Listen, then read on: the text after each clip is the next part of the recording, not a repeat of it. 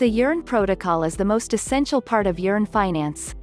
Yearn is a yield optimizer that focuses on maximizing decentralized finance capabilities by switching between different lending protocols automatically.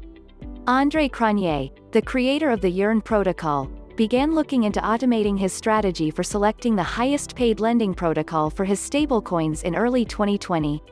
Andre had to manually verify the protocol pays the highest APY on every given day before considering transferring his funds to that protocol before the first iteration of the protocol. Compound, AAVE, Fulcrum, and dYdX were only a few of the alternatives available at the moment.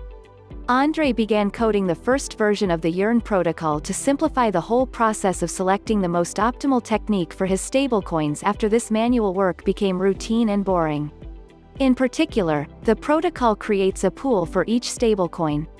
When a consumer deposits a stablecoin into a pool, they are given Y tokens, which are yield-bearing equivalents of the coin deposited. When a user deposits dAI, for example, the protocol returns yDAI. The resulting dAI can then be switched between various lending protocols to increase the yield at all times. For example, if AAVE yields more dAI than Compound, the Yearn protocol may choose to pass all or part of the dAI to AAVE.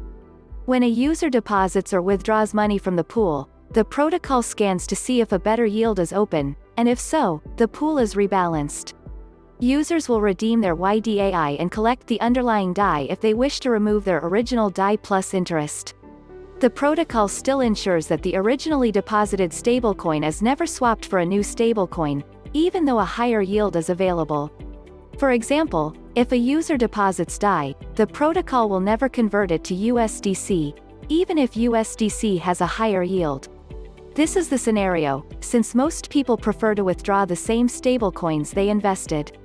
Andre wanted to open up the protocol to more people who were involved in automating their yield strategies after the original version was finished.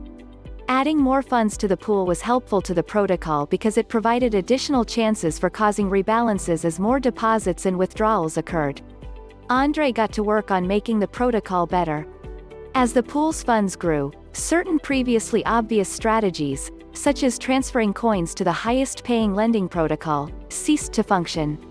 Now, the protocol had to consider what would happen to the APY if a huge sum of money is pushed in, so it had to optimize dividing funds between various protocols to choose the best one.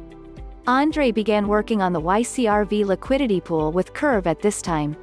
The YCRV pool includes the Y tokens yDAI, YUSDC, YUSDT, and YTUSD, making it simple to switch between them without having to unwrap them into their underlying tokens.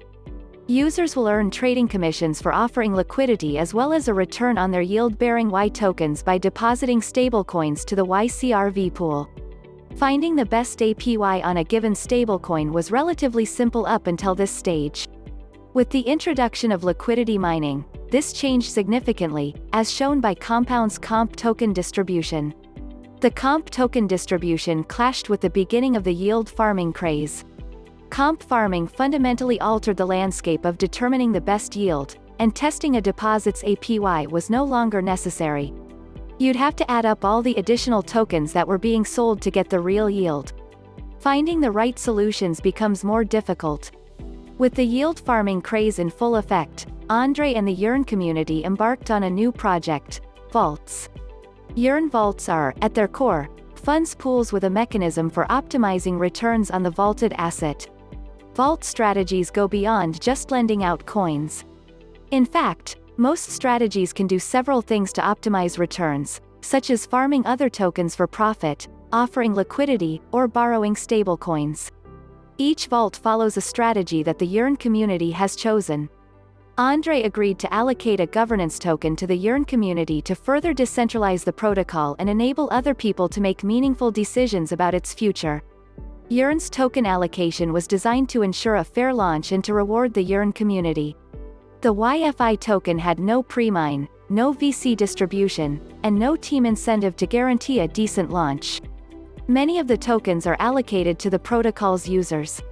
The YCRV pool's liquidity providers received 10,000 YFI tokens as part of a 9-day token delivery. To collect YFI rewards, the LPs had to stake their YCRV LP tokens.